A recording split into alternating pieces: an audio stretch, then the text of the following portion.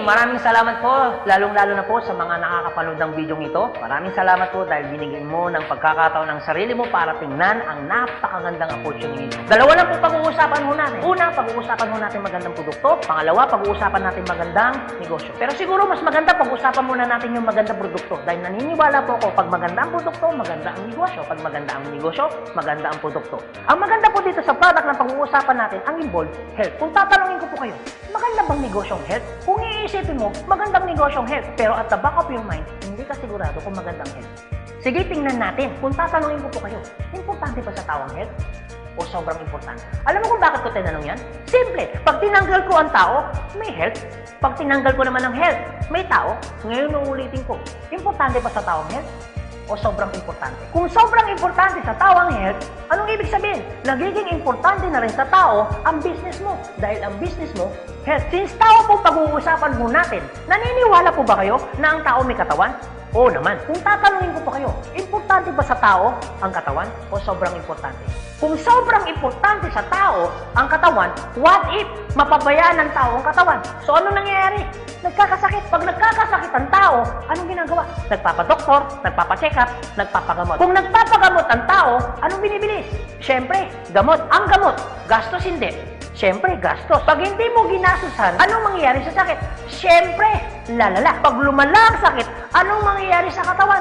Siyempre, manghihina. Pag nanghina ang katawan, akala ng iba, katawan lang ang nagkakaproblema. Pero hindi na alam, apektado ang trabaho. Pag apektado ang trabaho, apektado ang kita. Pag apektado ang kita, ang pinaka-naapektuhan sa lahat, yung pamilya. Ang pinaka-malupit na naapektuhan pa sa tao, yung pangarap mo. Sabi daw nila, madali raw kitain ng pera pag masipag at matyaga. Opo, tama po. Madaling kitain ng pera, basta masipag, matyaga. Pero ito naman sasabihin ko sa'yo, the moment na magkasakit ka, madali rin ubusin ng sakit ang pera mo. Lagi ko po ito sinasabi, anin mo ang limpak-limpak mong salapi kung punong-puno ka naman ng sakit. At ang pinakamahirap po dyan, wala na nga ang pera, mahirap na nga, may sakit pa. Yun ang masakit. Since present ang sakit, ano ngayon ang gagawin mo para hindi magkasakit? Simple, wala ka ng choice. Uulitin ko, wala ka ng choice. Kailangan mo nang uminom ng food supplement. Alam kung bakit? Marami ng kumpanya nagtayo. Marami ng pharmaceutical nagtayo. At hindi naman nila i-inventoyin ang mga produktong yan kung hindi kailangan. Bakit? Kasi kailangan mo na talaga. Ngayon, pwede mo sabihin sa akin, teka lang Anthony, food supplement? Gastos yan eh. Opo, gastos nga ang food supplement. Pero ito naman sasabihin ko sa'yo, di bali nang gumastos ako, at least healthy naman ako. Bakit? Pag nakakasakit ka ba, ano bang ininom mo? Di ba gamot? O tanong, gastos hindi. Di ba gastos? Kung ikaw tatanungin ko, anong gusto mo? Gumagastos ka na healthy ka? O gumagastos ka, may sakit ka? Paras na gastos. Ang malupit po niyan, every time na gumagastos ka, may sakit ka pa. Komportable ang katawan? Siyempre hindi. Sabihin na natin gumagastos ka dito, at least healthy ka naman. Ang pinakamaganda sa lahat, bukod sa healthy ka na, business mo pa. Dahil business mo ka, kumikita ka pa. Ang pinakamaganda sa lahat, bukod sa healthy ka na, kumikita ka pa. Bukod sa kumikita ka na, healthy ka pa. Ano ngayon ang pakiramdam na bukod sa healthy at kumikita ka na, nakakatulong ka pa? Maganda o napakaganda? O sige, pag-usapan naman natin yung magandang negosyo. Maaaring nagustuhan mo yung product, maaaring bibili ka ng product. Pero ito yung totoo, gagawin mo kayong negosyo. Kasi bakit? Pag business ang pinag-uusapan, hindi naman kasi lahat ng tao business-oriented. Karamihan ng tao is career-oriented. Alam mo kung bakit? Marami kasing tao na pagdating sa business, ang dami niyang perspective. Alam mo isa sa mga perspective ng tao pagdating sa negosyo? Una, wala akong pera. Pwede mo sabihin sa akin, teka lang Anthony, wala naman akong pera. Kanina, nung pinapanood mong video nito, wala kang problema. Pero ngayon, may problema ka na. Ano? Pera. Pangalawa, ang maaaring problema mo, wala akong time. Pwede mo sabihin sa akin, teka lang Anthony, okay yung negosyo kaso nga lang wala akong time. Walang kaso. Pero mayroong mas worse. Wala ka nang time. Wala ka pang pera. Pangatlo, maaaring itong problema mo. Teka lang Anthony, okay yung business. Kaso nga lang, hindi ko yan alam. Hindi ko yan hilig. Hindi ko yan linya. Ew. Pero ito yung totoo. Marami naman tao sa labas na ginagawa niya linya niya, ginagawa niya hilig niya. Pero tanong, kamusta ang buhay? Sabihin na natin, hindi mo to hilig. Sabihin na natin, hindi mo dito niya. Pero ito sasabihin ko, kung ito naman ang magpapabago ng buhay mo, bakit hindi mo siya ninyahin? Pang-apat, maaaring ito isa sa mga problema mo. Teka lang, Anthony, okay ang business. Kaso nga lang, risky yan. Naku, malulugi lang ako. Ang pinakamalupit, hindi mo pa tinatayo yung negosyo mo, feeling mo, lugi ka na. Ang matindi niyan, ano malulugi sa'yo? Eh di ba sabi mo, wala kang pera? Eto tanong, kung problema mo ang pera, problema mo ang oras, problema mo dahil wala kang alam, kasi iniisip mo baka malugi ka, ito sasabihin ko. Hindi lang naman to ang una or pangalawang pagkakataon na pwede kang ma-involve sa business. Kung yan ang problema mo, bakit? Pagdating kayo ng panahon, yan pa rin kayo problema mo. Pag-usapan po natin ang life cycle. Naniniwala ka bang may life cycle? Oo naman. Importante po ang life cycle. Kasi po, hindi po magiging balanse ang mundo pag walang life cycle. Isa sa mga dinadaanan ng tao na life cycle, yung pag-aaral. Kung ikaw magkakanak o magkakanak pa lang, pag-aaralin hindi. Siyempre, pag-aaralin. Kawawa naman yung bata pag hindi natuto, hindi marunong magsulat, hindi marunong magbasa. Pagkatapos mag-aral, anong susunod? Siyempre, gagraduate. Pagkatapos graduate, anong susunod? Siyempre, magtatrabaho. Pero pansinin mo to. Meron po mga tao hindi nakapag-aral, hindi nakagraduate, pero nagtatrabaho. Bakit? Isa sa mga life cycle po na dinadaanan ng tao, kailangan po magtrabaho. Etong tanong, gusto niyo po ba habang buhay nagtatrabaho? Siyempre, hindi. Gustuin niyo man po magtrabaho ng 60 to 65 years old, wala na ho kayong choice. Ang sasabihin ng boss mo, you're out. Bakit? Anong tawag ko doon? Retire. Pag kayo po ba nag-retire, may pera wala? Siyempre, meron. Anong tawag mo doon? Retirement fee. Dahil ikaw ay nag-retire, ang trabaho, tuloy-tigil. Siyempre, tigil. Pag tigil ang trabaho, ang sweldo, tuloy-tigil. Siyempre, tigil. Dahil tigil ang trabaho, tigil ang sweldo, ang gastos, tuloy-tigil. Siyempre, tuloy. Dahil tuloy ang gastos, ang retirement fee na pinaghirapan mo, maubos hindi. Siyempre, pwedeng maubos. Para hindi maubos ang perang pinaghirapan mo, anong gagawin mo? Maaaring nag-iisip mo ngayon kung ikaw nakakapanood ng video nito. Maaari at siguradong maiisip mo ngayon, business. Ito tanong. Kung papasok ka ngayon sa business para hindi maubos ang pera mo, teka lang, akala ko ba, kanina, iniisip mo, teka lang Anthony, wala akong pera kasi mamumulan ako dyan. Pero sabihin ko, kung iniisip mo, kanina, wala kang puhunan, mamumuhunan ka kasi, eh di ba ganun din dito? Mamumuhunan ka rin. Di ba sabi mo kanina, wala akong time? Kung iniisip mo na wala kang oras, bakit? Pagtungtong mo ng 60, 65, may oras ka ba ba? Sabi mo kanina, wala kang alam. Pero tanong, bakit pagtungtong mo ng 60, may alam ka? Buong buhay mo nagtrabaho, hindi nag-business. Dahil wala kang alam sa business, anong mangyayari sa pera mo? Siyempre, mauubos. Anong sense, nagtrabaho mo ng buong buhay mo, papasok ka sa business, dahil wala kang alam sa business, ang perang pinaghirapan mo, mauubos lang. Kaya marami pong mga tao nagre-retire, pumapasok sa business, still broke pa rin. Alam mo kung bakit?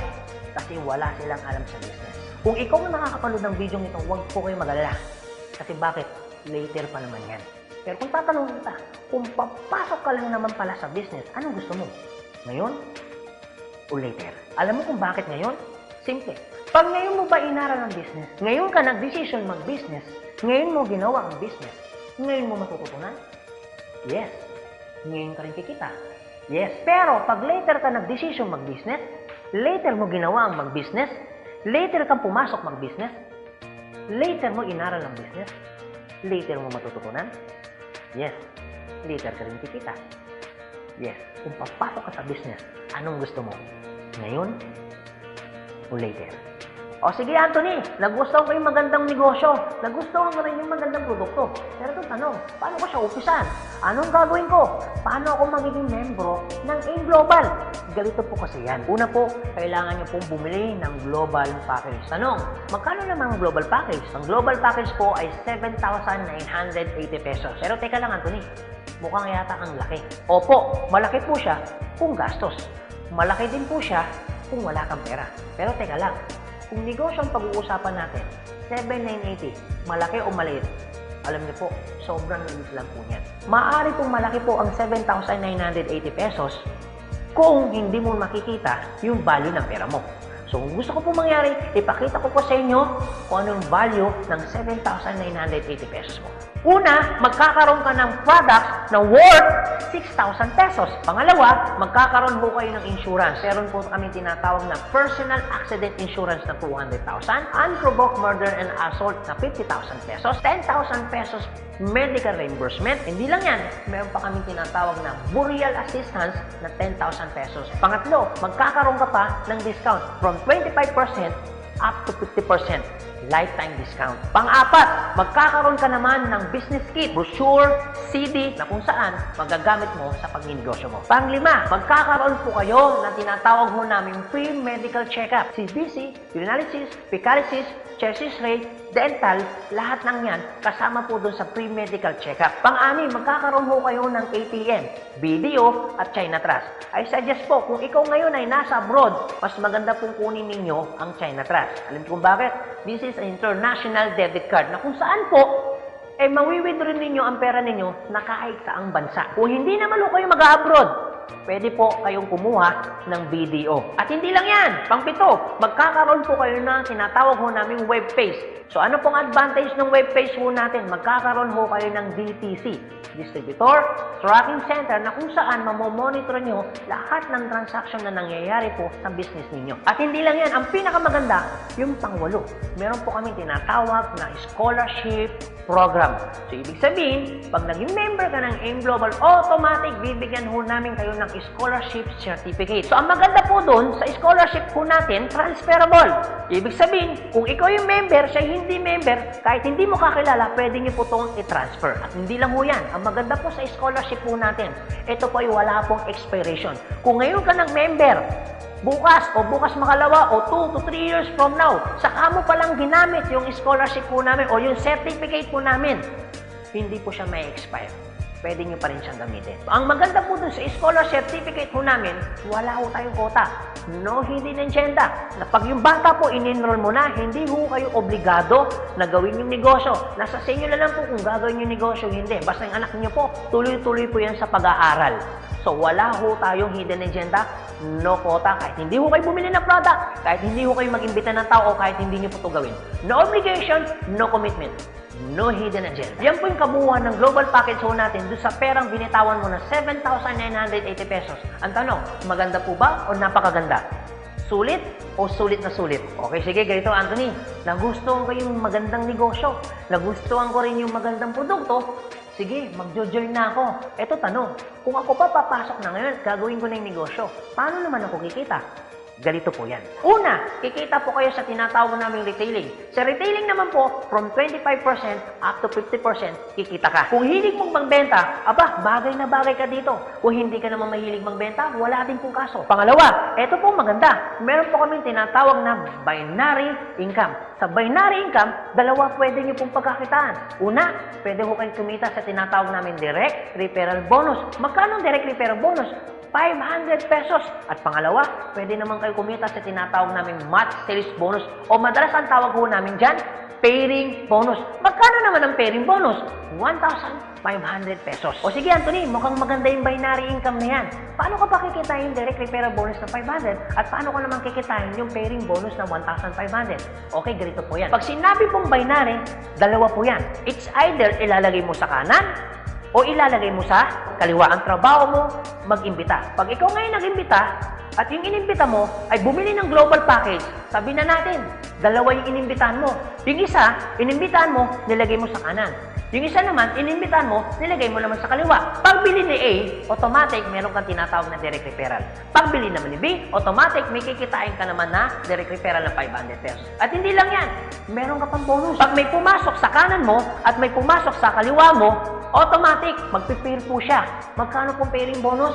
1,500 pesos. Basta ang usapan po, every time may papasok sa kaliwa, every time may papasok sa kanan, automatic po, pairing 1,500. Sa tingin mo ba, si A, meron din bang kaliwa?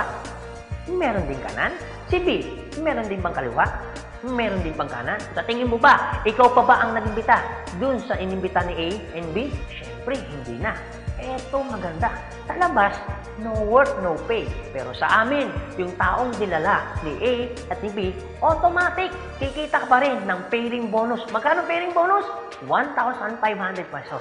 Ibig sabihin, dalawa yung pumasok. Magkano po yun? So, ibig sabihin, kikita ka ng 3,000 pesos. No work, pero with pay. Sa tingin niyo po, pagdating po ng panahon, yung grupo po ni A, dadami? Yung grupo naman ni B, dadami? Oo naman. So tanong, may iwasan bang lumaki? Siyempre, hindi. Eh what if, Anthony, may pumasok isa?